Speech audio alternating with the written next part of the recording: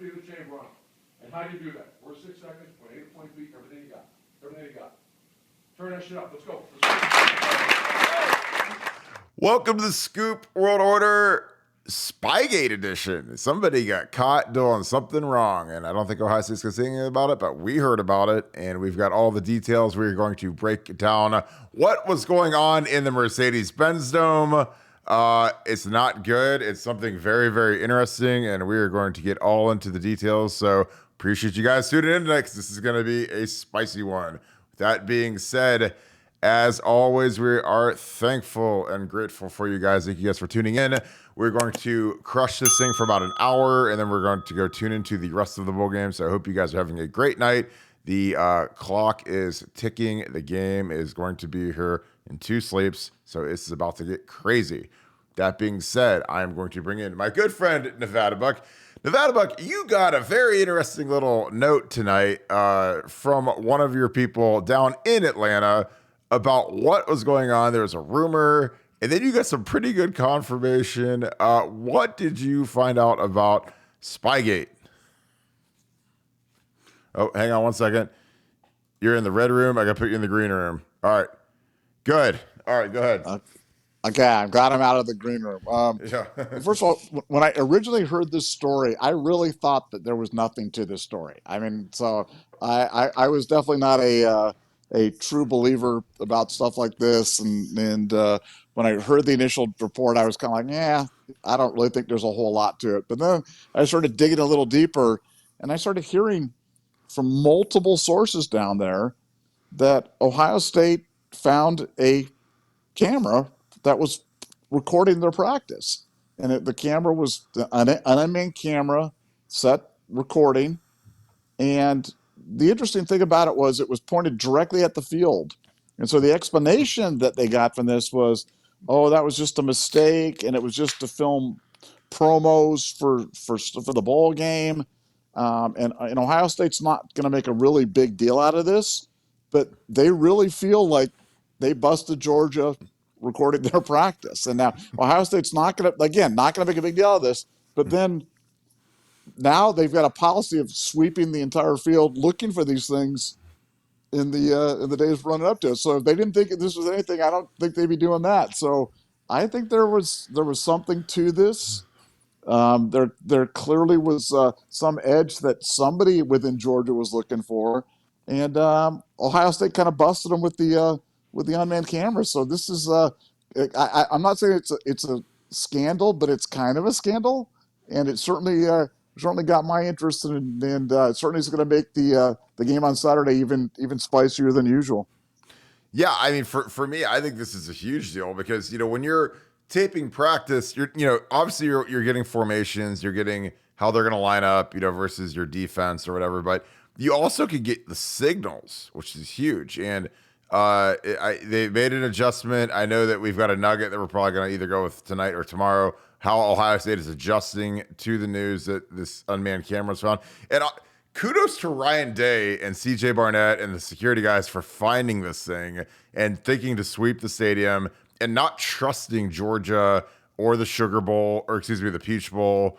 Because, again, you have to remember where they're playing at. They're playing in Georgia. Atlanta is filled with Georgia alums, Georgia, SEC fans, the whole thing. And so, for the Peach Bowl, you get them, get them a couple bourbons deep. You get them, real honest. They want Georgia to win. There's no question they want Georgia to win. They're going to act like, kind, polite Southern gentry hosts, but they want Georgia to kick the living crap out of us because, their whole brand is Georgia football, the home of football, home of the College Football Hall of Fame, So they want Georgia to win because, deep down, they are proud people of the state of Georgia, so they want to feed us to the lions and, let it be a spectacle, and, they'll put on a good show, and I'm sure they're very hospitable, but, I've seen this movie before, know this movie before. When we practiced outdoors at Tulane getting ready for LSU, and we're surrounded by 8, these big apartment buildings, very easy vantage points to set a camera up. And again, am I trying to be crazy? No. But would it be super easy to practice every snap of practice we had? Oh, absolutely. I would do it. If I was a a fan or a donor or a booster, and I own that building and I could get a clear shot of everything that Ohio State was doing, I'd absolutely do that and send it over to Les Miles. And like Georgia just got caught doing it. So, it's not crazy, and they did it. These guys are smart. Let's turn the camera on, walk away, go eat at the Chick-fil-A in the food court at the stadium or whatever. Or let's go, act like we have no idea why this camera's rolling. We have no idea. Oh, we're shooting a promo of your team practicing, with the camera rolling. And I don't know. It's just, I would love to have seen the reaction when Ohio State, and again, big credit to Ryan Day and CJ Barnett and those guys for sweeping the field and not trusting these people. Because I'm telling you, it's a big deal. It's a huge deal. Nevada, does this change anything in your mind? Again, I'm glad they found it. I don't know what Georgia could get out of it. I'm sure they probably didn't let them have that tape. But, does this change anything in how you view the game or how you view Ryan Day? Or, I'm proud. I'm glad these guys caught these guys for the cheating they're trying to do. Yeah, well, like I said, I've liked the tone from Day, and I'm no Day apologist or, I'm not like some Day fanboy that just thinks everything that Ryan does is the greatest thing in the world. But I think he's handled himself really well during this bowl prep. I think he's handled himself really well in the media sessions in the days leading up to this game. And I love their approach, man. I love their approach. It's businesslike. It's very matter of fact, but you can tell how loose they are and how they're letting it hang out, and they're going to approach the game and kind of, they've got nothing to lose. And Ryan said that today. Ryan actually said during the press conferences, hey, nobody expects us to win, so there's absolutely no pressure on us. And I know that's the message that they're giving to the team. And, the fact that, I know what he's going to be saying to the team about this camera is, hey, look how concerned Georgia is about playing us, guys. They're trying to record our practice. That's how much they're gripping right now. And I think little things like that. I like the way that the game's shaping up, and this Cameragate, Spygate thing just adds another little dimension to the game on Saturday, and it certainly makes it extra interesting and adds another layer of complexity to an already great story. But like I said, I've said before, I've said it many times, Ohio State is going to outperform expectations. And if you're going to the game and you're thinking that, oh, this is going to be a cakewalk for Georgia, they're going to blow Ohio State out, it is not going to happen. Ohio State is going to play, and it's going to play well. And I think they're going to shock some people on Saturday night. And I'm calling it right now. I'm looking for a shocking performance by the Buckeyes. And this Spygate thing just makes it that much more fun. I agree. The more I watch film, and it's like I rewatch the same games every day just to get a feel of what I'm expecting. And, Ohio State, and Zach Smith made this point earlier today on his show, has played 6 top 25 defenses this year. Georgia's played 1. They played Kentucky, and they didn't really move the ball real well versus the Wildcats. So, again, like you look at some of these, Oregon was like 75th in defense, and Oregon's it's a flashy brand. They beat us last year, but they weren't as good as they were last year. They didn't have their good defensive end, and Thibodeau, and so for me, I don't know. Like I don't want to be too overconfident or anything, but I love the matchups. I really do. I mean, you say, you go back to that 14 team where we played Bama, and you have Cardale playing quarterback, who ended up winning a national title. Nobody's taking, Cardale over CJ Stroud. I mean, CJ is going to be a top 10, 15 NFL draft pick. We had Marvin. I mean, our receivers are probably better than that group. The O-line is very comparable. This O-line is probably more talented than that group at that time. Now, I know eventually Billy Price became a first-round pick, and Taylor was a first-round pick, and Elfline. But, Billy was only a freshman at that point. With Darrell versus DeJuan, I mean, obviously DeJuan's a much better NFL prospect. Paris is better than Taylor Decker was. So, there's a lot of similarities. There's a lot of stuff. And, we have to, our skill guys are going to have to carry the mail and win the game for us. They're going to have to beat the corners, beat them down. I don't think that they've seen, LSU has good receivers, but they're not on the level of Emeka and Marvin. So I don't know. I don't want to be overconfident because we could go out and lose 77-0. I could be a total moron, total misread on the game. But these guys have been beat down. I mean, Nevada, you saw the comments. There's an entire ESPN article about CJ Stroud social media. What is your take on that? 'Cause I talk to these kids a lot, and I say, look, you guys, there's no reason to be on social media, but they're on it. They love it. They love searching their names. It's like drinking poison and expecting it to kill someone else other than yourself. But what are your thoughts on CJ Stroud saying how negatively he was affected by social media after the Michigan game? Well, I think it was more than just a CJ Stroud thing. I think it's the entire team thing. And, I really feel bad for kids today because I know, having kids myself, I know how difficult it is to get away from the addiction of social media. And it is an addiction. It's an addiction looking for affirmation on likes on tweets or likes on videos or likes on comments or thumbs ups or whatever. And,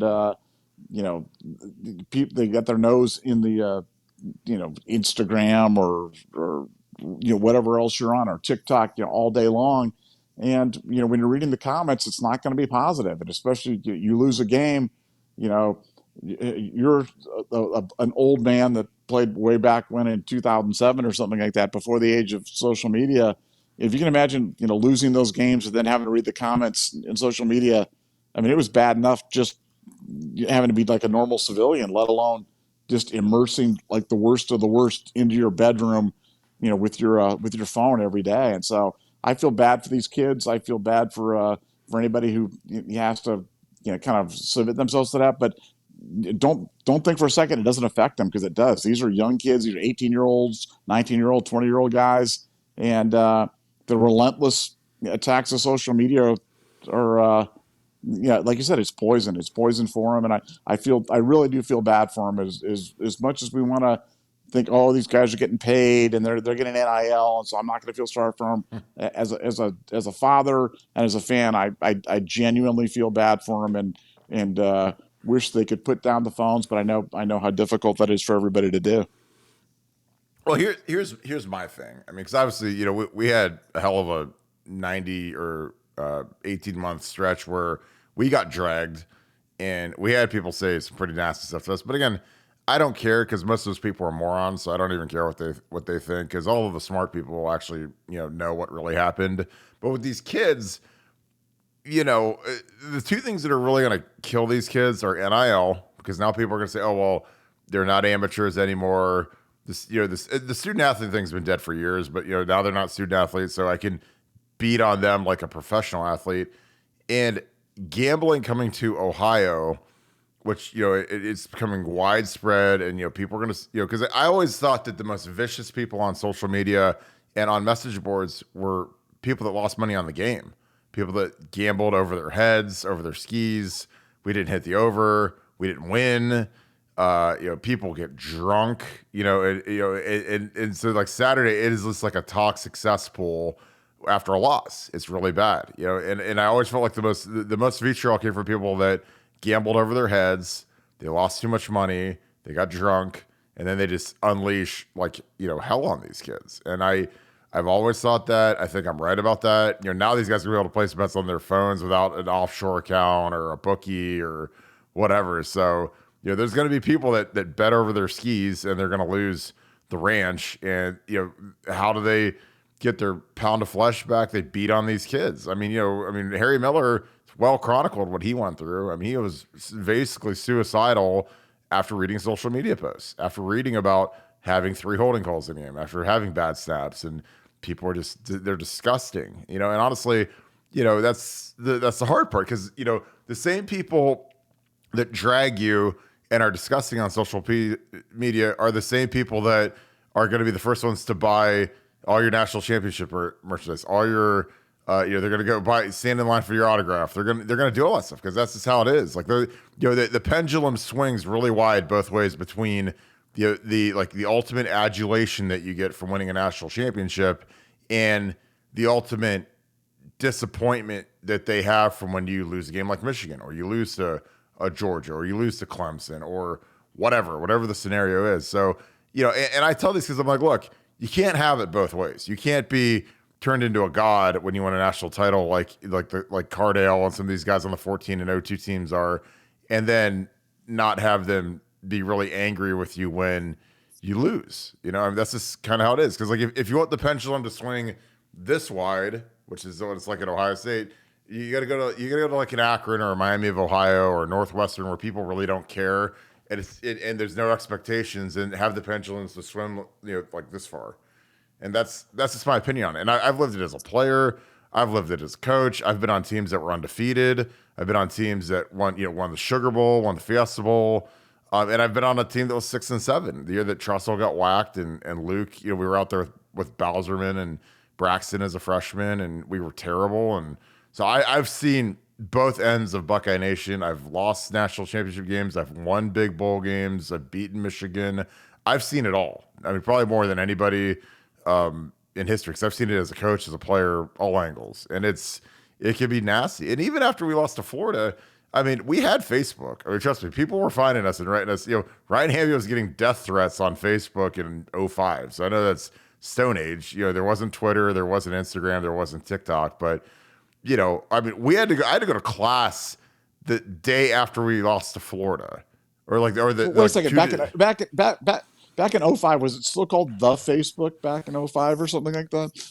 That is a great question. I don't know. I know that Facebook came out in the spring of 2004, and that was like the explosion of like basically online dating, online hookups. Like these guys, like I remember Tyler Everett was like, "Are you on the Facebook?" And I was like, "What's the Facebook? I never heard of it." And he's like, "Dude, you got to get on here. There's girls on here." And I was like, "Dude, it's just weird." I was like, "They're like MySpace or."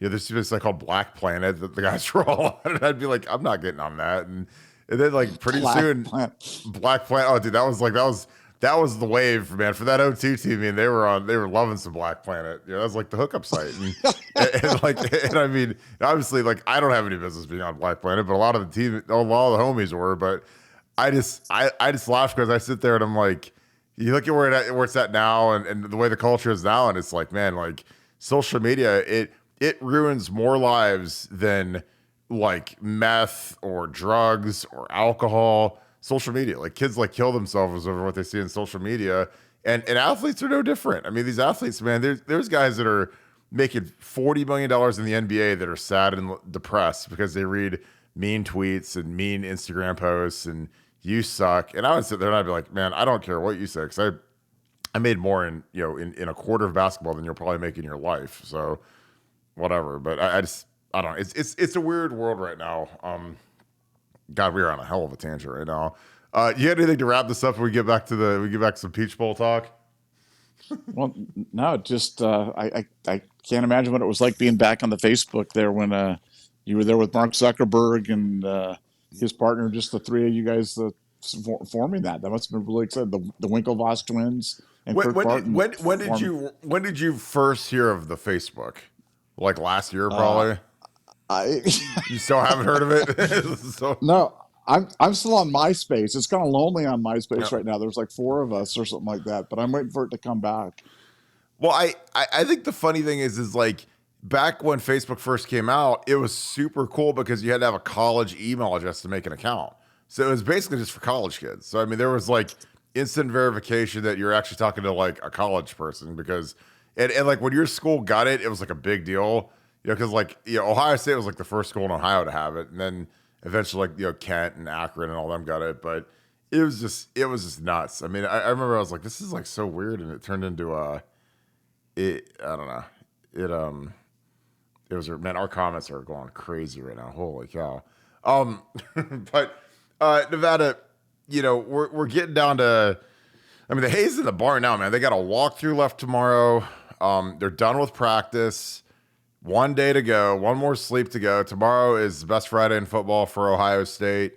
How, again, I ask you this every day, and I know it doesn't really have to change, but how are you feeling as of today, as we have, God, we're literally at 48 hours from kickoff. It's 7:30 Eastern right now. We're 48 and a half hours away. How are you feeling this close to the game? Has anything changed over the past week? Well, I think the thing that's changed, the only thing that was kind of an open item for me that changed was the health of Mayan Williams. Mayan's back.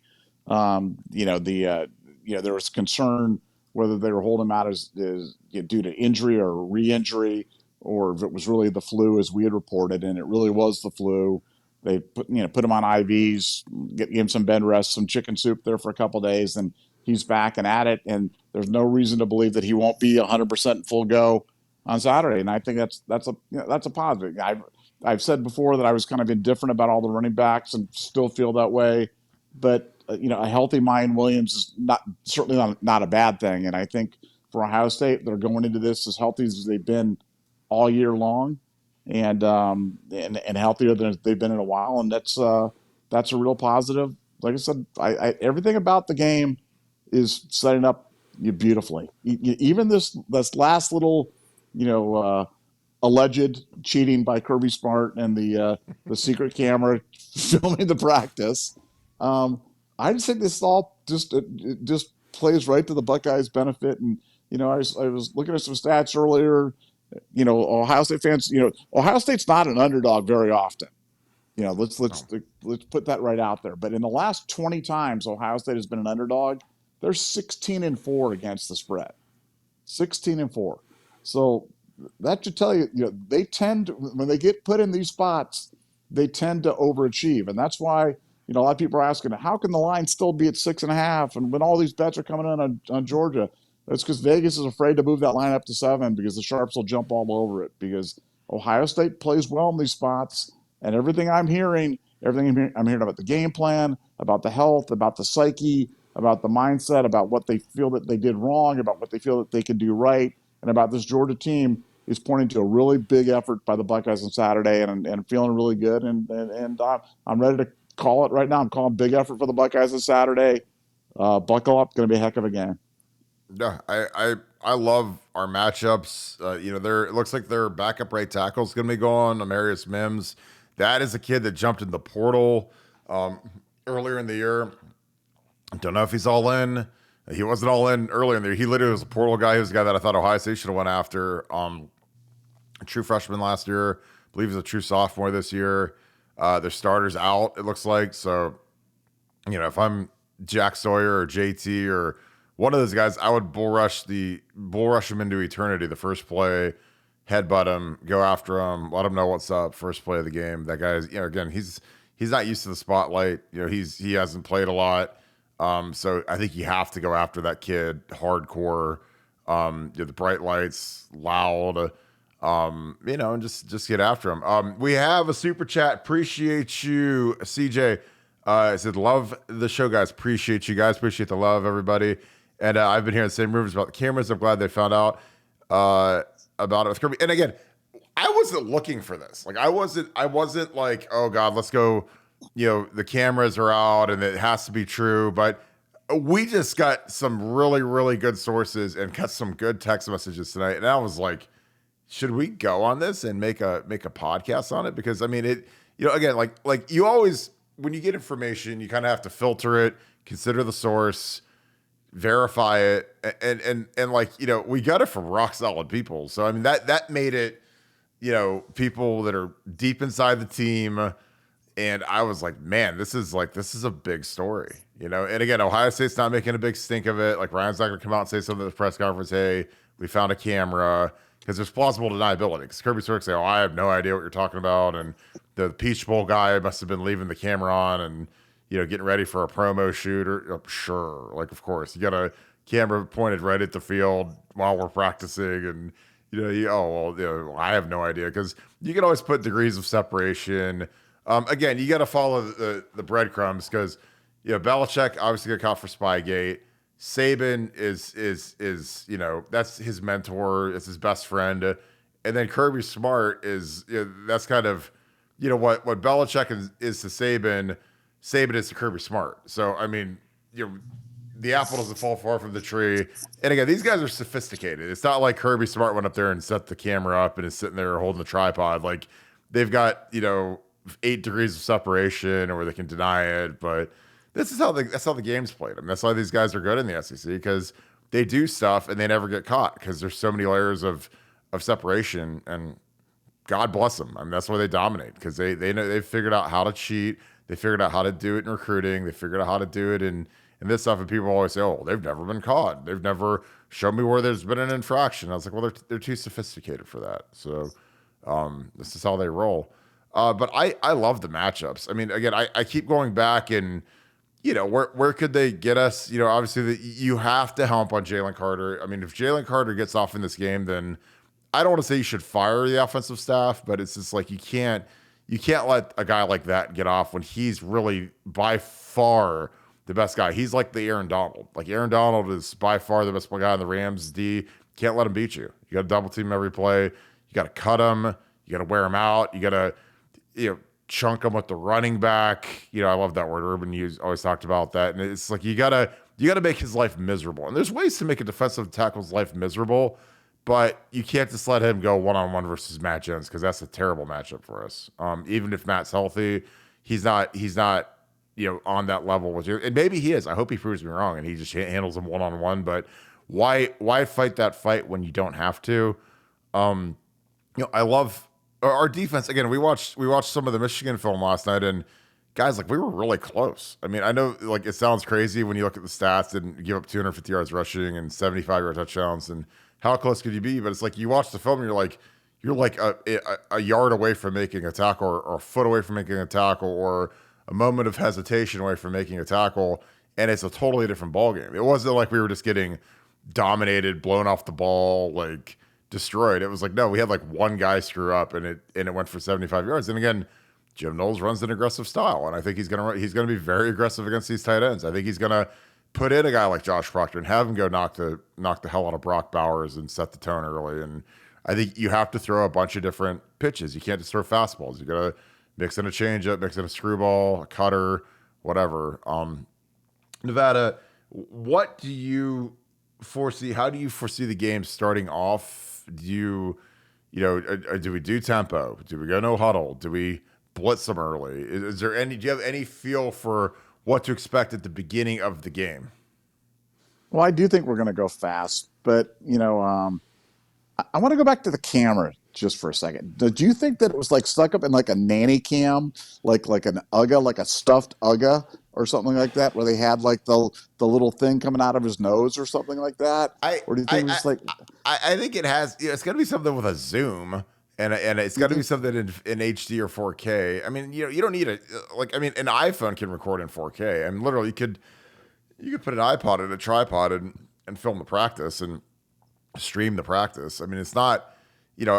Again, it would be really interesting to see if they had like a full big camera on a tripod, because that seems so stupid, because you could get if you really wanted to do it, you could get a little spy cam and put it on a post and, zoom in and leave it there for 3 hours and then download the film and put it on, and put it into your film system. Or, I don't think they'd be stupid enough to upload it into their film system. They'd probably be watching it offline on some offshore, cloud, whatever. But, I don't know. I love that.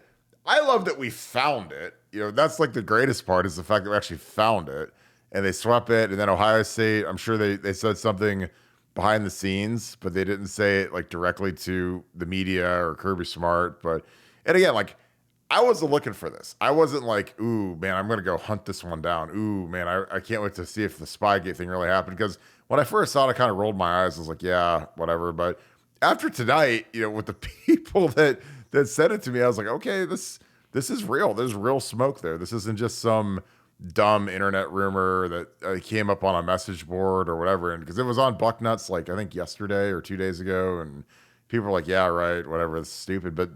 And again, I paid no mind to it until tonight when I got that text. And I was like, oh, wow. I mean, considering who I got the text from, I was like, yes, I think it happened. I think it really did happen. So, but I don't know. That's the thing that's weird is if you're trying to be slick and sophisticated, you're in an NFL stadium that has, 100 luxury suites and canopies. And, I don't know how you can sweep the entire building because it's so big, over 2 hours. Unless you have an army of people and they're like a SWAT team, I don't know how you can go through every single room, every single suite, every single little nook and cranny of the place. The canopies on the roof, the press box. Again, but sometimes, you got to consider who has access to what. And I remember when New England's camera guy got caught, I think it was Cincinnati was having a practice or a walkthrough or something. And They were filming it a couple years ago, like in the stadium, and they set up a camera, a tripod during their walkthrough, and walked away. And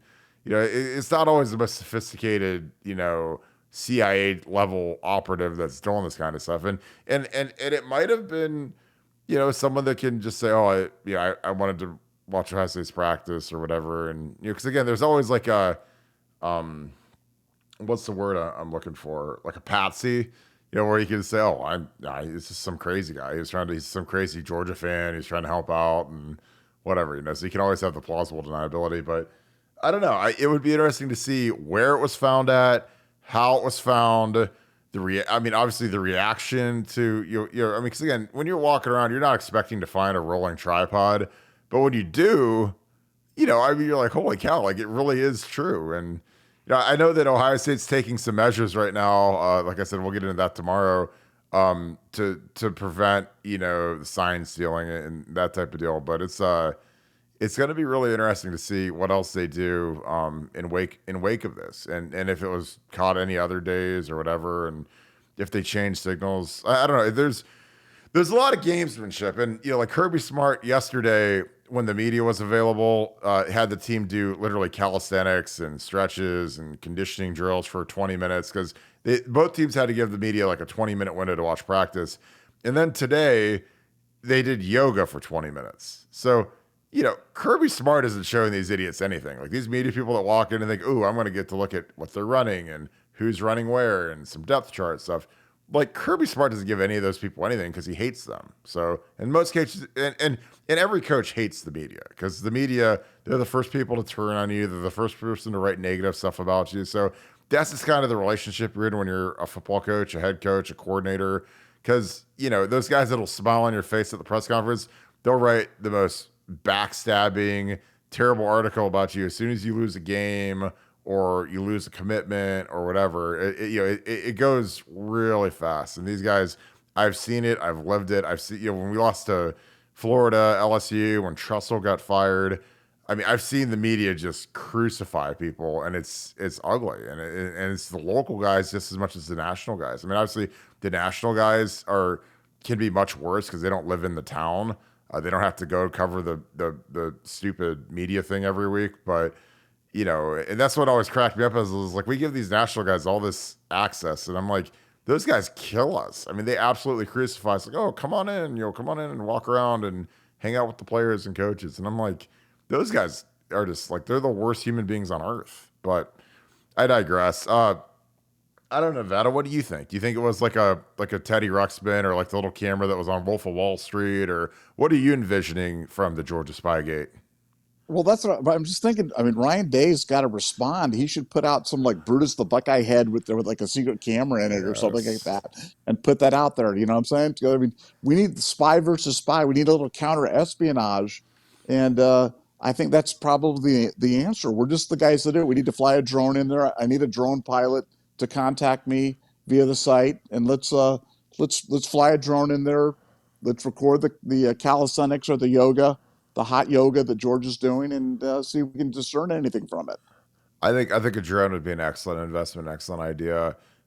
Gas powered, quiet. I think the really quiet ones that can have a far range are really expensive. So, but I think we need to go big here. Go get a quiet drone, have it just kind of float around in there.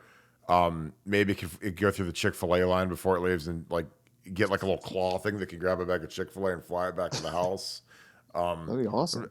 I think it'd be amazing, because that's you're trying to get as much out of the drone as you can. So I think that's the next move is drone, cameras. Maybe it could be smart enough to like drop cameras at multiple angles, so you could get like a sideline cam and a wide. So like drop a camera off on the side of the end zone, then drive over to the front of the end zone. So I like where your head's at. Oh, we got another super chat. Appreciate you guys. No, but like literally, Georgia's doing yoga. Get him, Sue. Sue, you need to be a moderator in here. Sue's going off on somebody. I don't know who it is because I've been talking. No message from Shelby Goldman. Yeah, what questions you guys have? Hit that like button. Comment.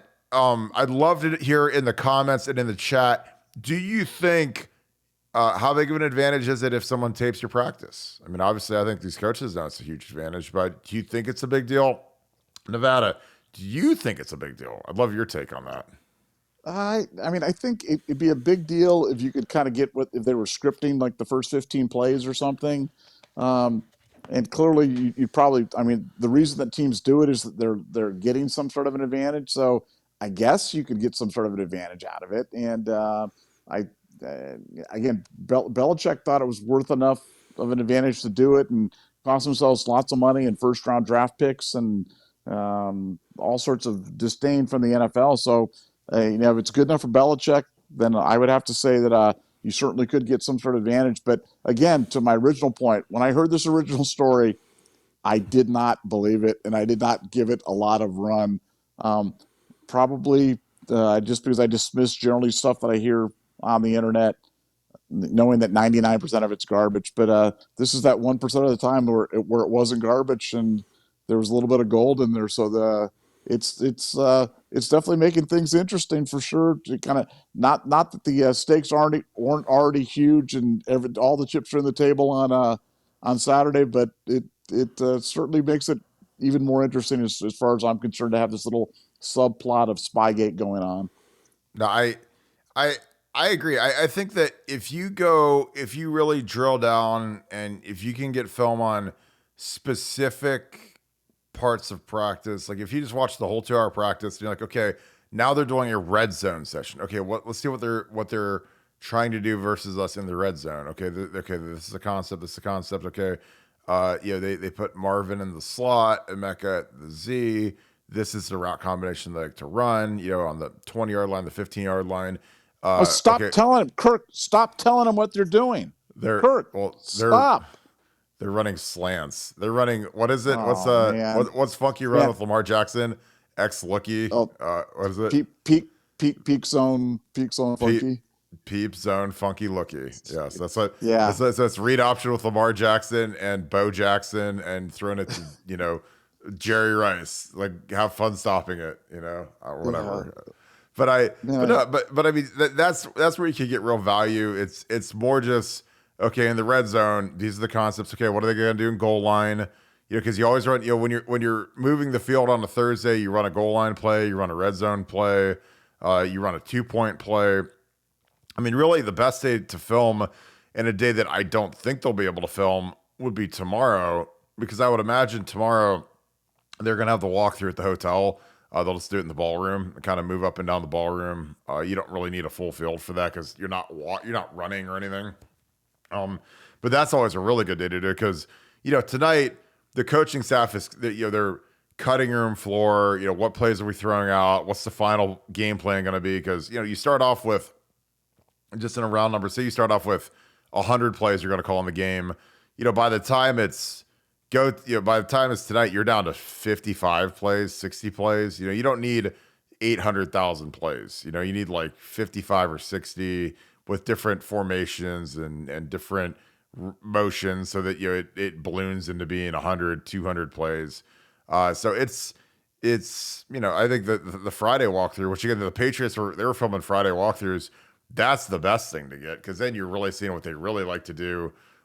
If you get full field looks, because a lot of times the other receivers don't run the full routes or you don't get as much, but you can kind of see like what they're trying to do in the goal line. A lot of times you get the 2-point play because most teams carry 1 2-point play that they use, maybe 2 at most, but usually 1 that they carry it until they actually have to use it, and then the next week they replace it with a different 2-point play. So I think that's where there's real advantages, but I think that the later in the week you get, the better the practices to steal and view because you're really getting down to the plays that they're going to run. Early in the week they're trying all kinds of stuff, and a lot of the coaches will sit in the staff room. They'll say, "Okay, we ran it, we screwed it up 2 out of the 3 times. Okay, throw it out."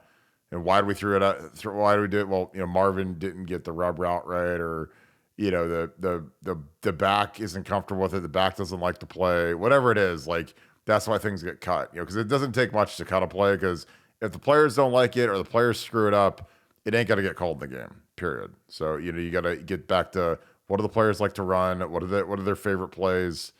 What do they feel confident in? And what worked in practice? Because if it never works in practice, you're not going to throw it out there in a game and hope that it works then. So, Nevada, I don't know. I have this weird confidence right now where it's like I've watched Georgia and I think that they're very good, but I don't think that they're a juggernaut. And I felt like that in 14 when I watched Alabama, because that Auburn team, and go look up that Auburn game in 14 and look up how many yards Auburn ran for. They ran for like 250 yards against that Georgia team. And I was like, our O-line's better than Auburn's was that year. And Ezekiel was better than Cameron Artis Payne or whatever his name was. So, and I thought Urban does a great job. Urban's easily the best analyst out there. So I like to listen to what he has to say. And he talked about how, when they beat Wisconsin 59-0, and then they're getting ready to play at Bama that night, and Wisconsin just happened to be playing Auburn, and Wisconsin went out and beat Auburn. And that Auburn team gave Alabama all they could handle in 2014, and Wisconsin went out and thumped them. And so that and Urban said that was like the ultimate moment that like the light bulb turned on and the confidence went through the roof, and the team was like, oh my God, like we can beat Bama. And it's weird because like you'd never think like that, but these kids, I'm telling you, they get down in the weeds and they're very comparative. They love to look at the schedule. They love to look at any sort of commonality or whatever and say, okay, well, we played, Oregon last year and they beat us, and then Georgia beat Oregon this year, and kids do that, and so it was funny when Urban talked about how that was like the turning moment of 14 was when Wisconsin whooped Auburn, and then and we beat Wisconsin 59-0, and people were like, wow, this is really doable. What is your reaction to that, Nevada? I don't know if you remember that story. I mean, I know that was like an urban legend that Urban liked to talk about a lot, but it makes sense. But I mean, does that surprise you when you hear something like that? Well, first of all, Urban Meyer was a master psychologist. Oh God, yeah. I mean, here's a stat for you Ohio State fans. Urban Meyer, when he was at Ohio State, was an underdog. I believe it was 7 times. Okay. Not only did they cover the spread all 7 times, they won the games outright all 7 times as an underdog at Ohio State. That's how good a coach Urban Meyer was. So any little edge that he could use, any little thing about comparative scores or about what we can do against these guys, or somehow convincing guys to play above their level, he was a master, and he did it everywhere he was. And we just got spoiled by seeing it. So we're going to look for another one of those big efforts on Saturday. And like I said, I think the Buckeyes are going to be up for the task. I really like the feel of this game. I like the feel of this team. I feel like I was only surprised by one thing this entire year, frankly, and it was the second half of the Michigan game. I thought other than that, I had a pretty good handle on this Ohio State team, and I really feel like they're poised for a big effort. And no, it's going to be fun. It's going to be fun, and as an Ohio State fan, here's the good thing too. You can go into watching the game with no expectations either. No expectations, with no pressure. We're the number 4 seed. Everybody's expecting Georgia to win. So just sit back, enjoy it. Really truly sit back and try to enjoy the game as much as you can, because it's going to be quite a show.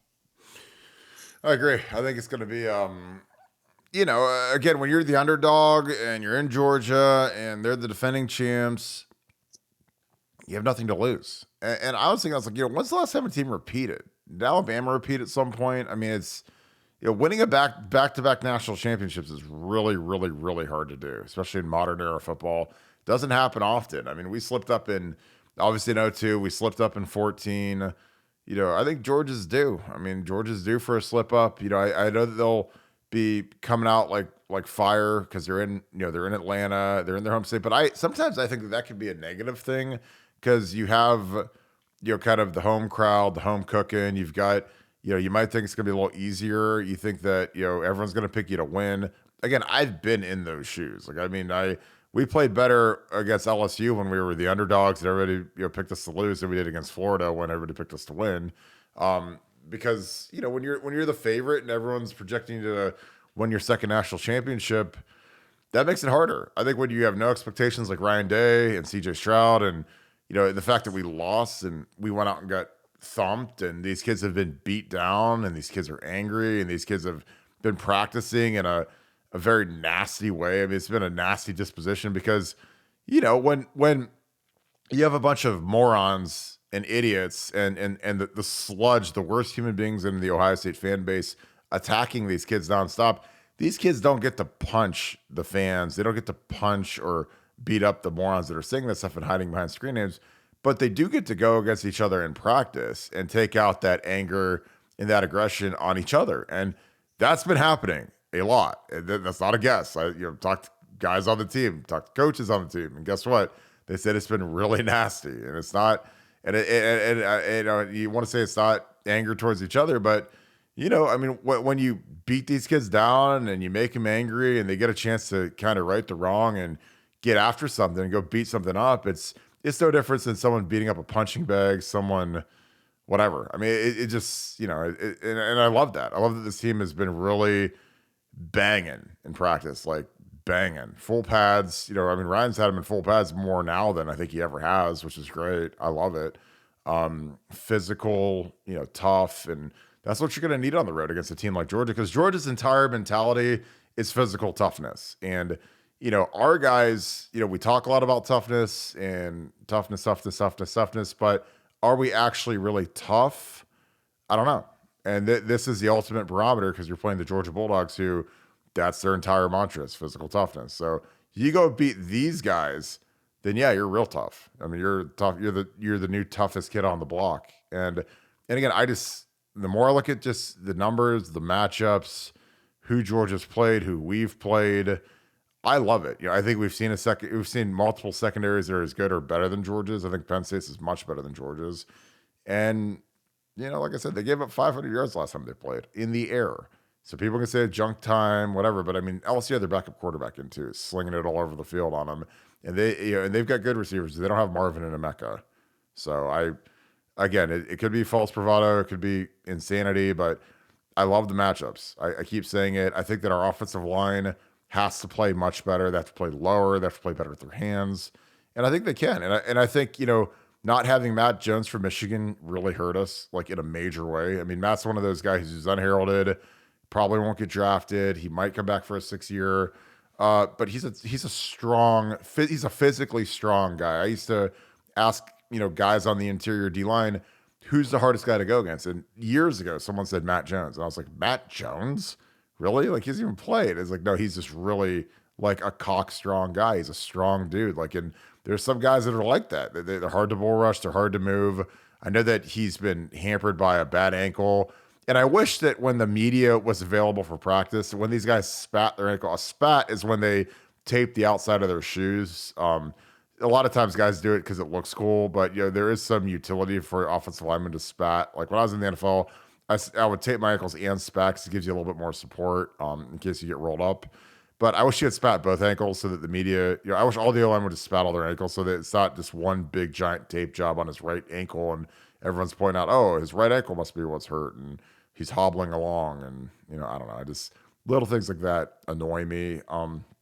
Nevada, you're any rebuttal, and you can say I'm crazy because you already know that I'm crazy, but am I crazy for thinking that Ohio State has a really good chance in this game?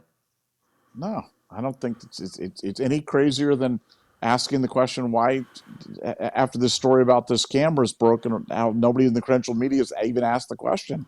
They've asked about what their opinions are on the TCU Michigan score prediction, or who won Papa Shot, or how good the breakfast was at the hotel and stuff like that. But no questions about this. This is a big story, and I'd like to have that answer, but it's going to be up to us and our super sleuths out there in the Atlanta and our drone, our pay it forward drone, that we're going to have to get the answer to this. So to everybody out there listening, we need to get the answers. We need to band together and find out the answer to this. Who left the camera running? Where was the film going? We need to demand answers before Saturday. Yeah, I mean, I would have just asked the question to get a reaction. I would have asked Ryan Day.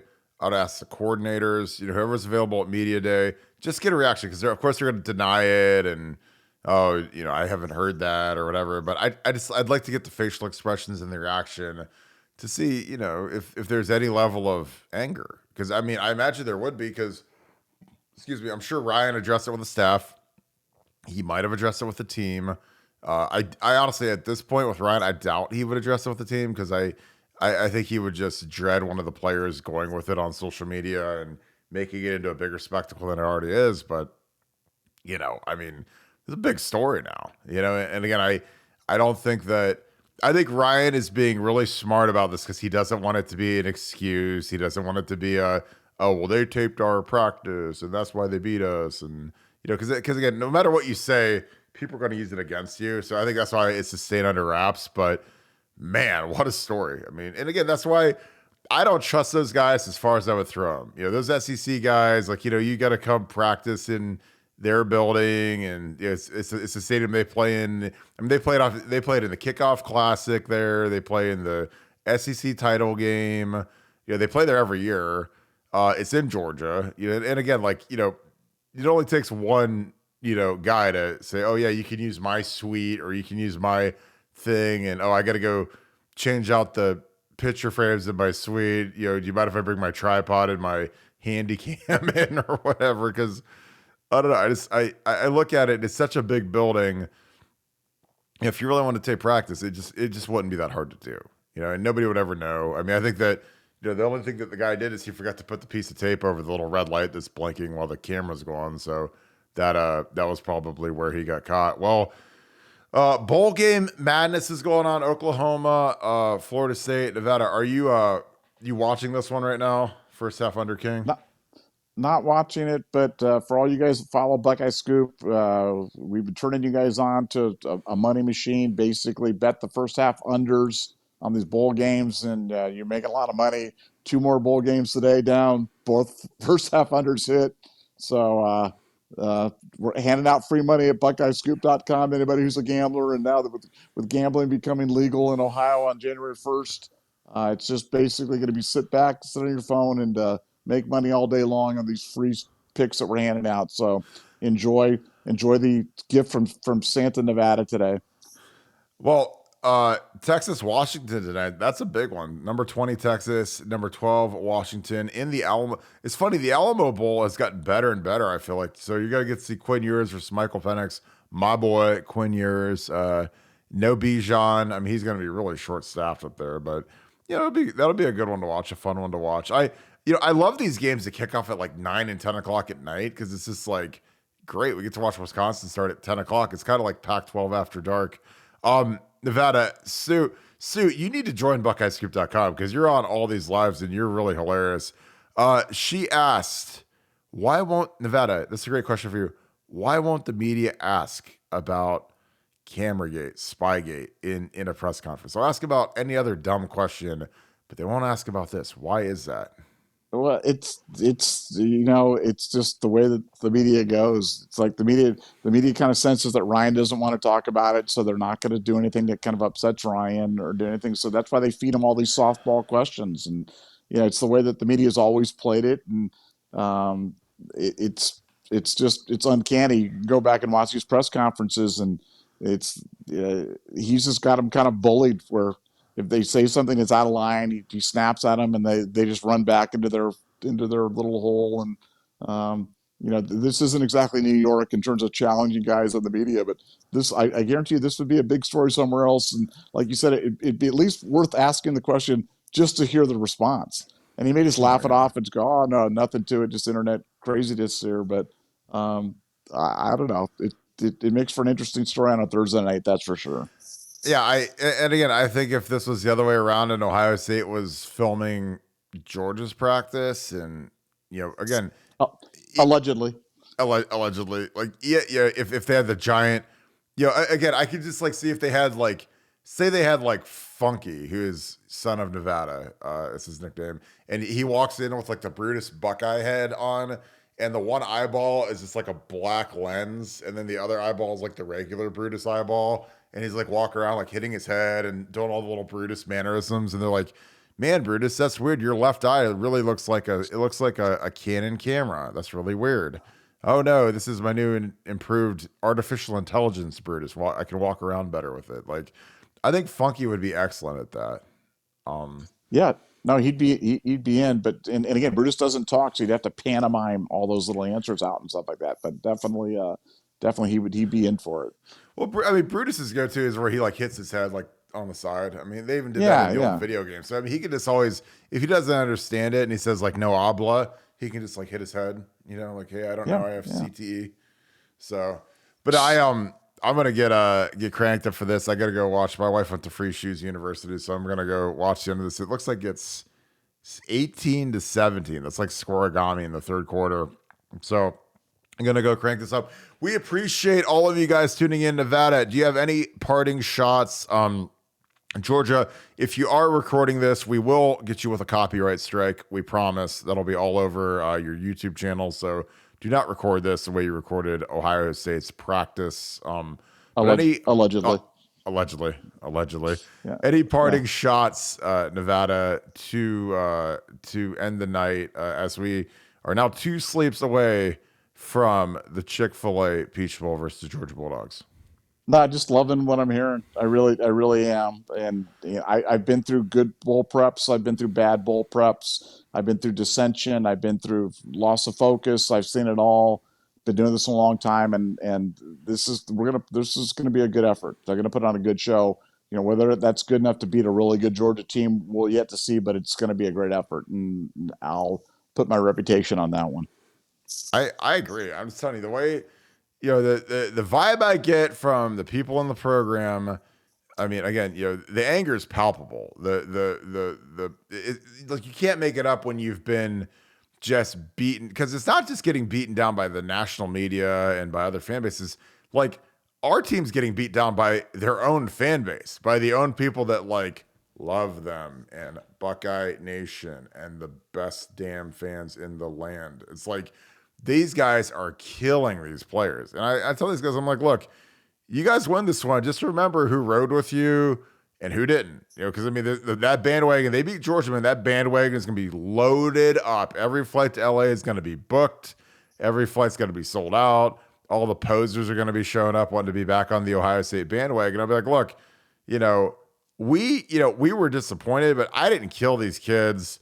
I was disappointed in some of the play calls and some of the stuff, but like, there's some people that just came off the top rope, including media people, like local media people went off on these kids. And I'm just like, guys, like, it happens, it's just part of playing football. Like, nobody goes undefeated every year, but these guys have a real shot to do something special. And I'm excited for them. I'm excited for the guys that I love, like Tommy Eichenberg, Paris Johnson, JT Tumalo, Al Jackson. Like, those guys are, they're tough kids, they're prideful kids, and I think they have a real opportunity here. They gotta knock that tight end out. They gotta put Stetson Bennett on the ground multiple times early in the game, and they just have to survive whatever initial surge Will Muschamp throws at our offense, because he runs some crazy stuff. I mean, that's just kind of their MO in these big games. They start off running some crazy stuff, try to get you rattled, try to get you off kilter.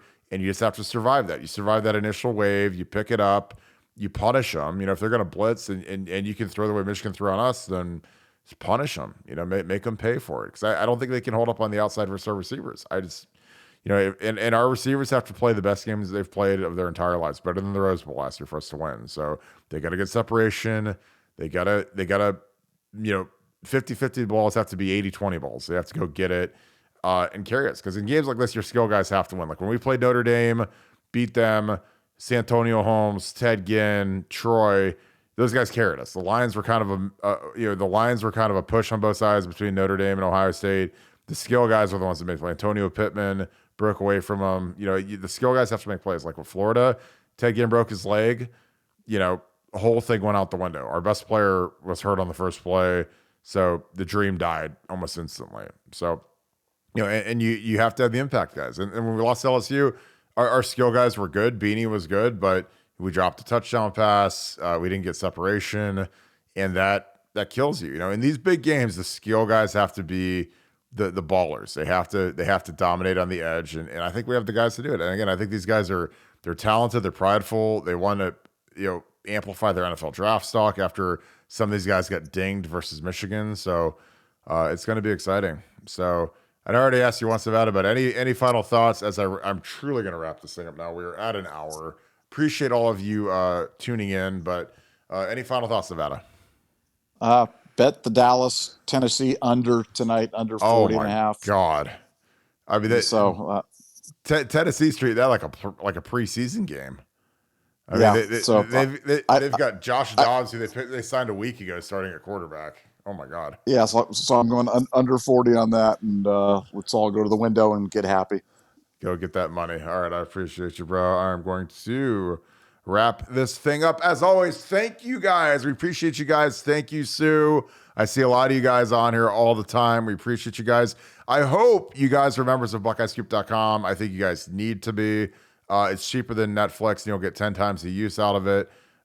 Great community, fantastic group of people, mega donors, board of trustees people, parents of players. Like, we have a very eclectic, strong crowd on there. Very well policed, a very fun board to be a part of. It's not a burn board. We don't let just people just trash each other like a traditional message board. So it's a very upscale experience. It's the Rolls Royce of Ohio State message boards, and we're going to keep it that way because, you know, we kind of we've learned our lesson. Not everybody needs to be allowed here. We want it to be high quality people, and some of you guys like Sue and some of you guys would be great adds to our community. So we appreciate you guys as always. It's a great Christmas gift. If you did get what you want for Christmas and you want to make your Christmas better, join BuckeyeScoop.com. You'll instantly be happy. We're going to have a huge game thread. We had Bill Greene's chat today. A lot of great content. So I think you guys would really enjoy it. So appreciate you guys. Again, bang that like button. If you haven't hit like yet, I would love if you guys would. It really helps our video out. It drives views to this video. Big help for us. If you haven't subscribed to our channel, please do that. It really helps. Again, these are little things that take 1 second to do. Really helps support the channel. Huge for us. Write comments on our videos. Again, that is another huge thing that drives the YouTube algorithm, promotes our video. And again, that even if you say, you know, great show, bad show, go Bulldogs, you know, I don't delete any comments. I love all the comments you guys write. So we appreciate you guys.